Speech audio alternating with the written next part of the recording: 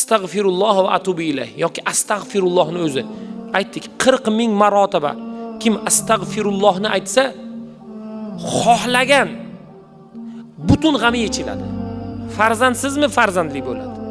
Ish yurishmayaptimi? Ish yurishadi. Muammoga kirib qolganmi? Muammosi yechiladi. Qamoqdami? Alloh taolo yengillik beradi.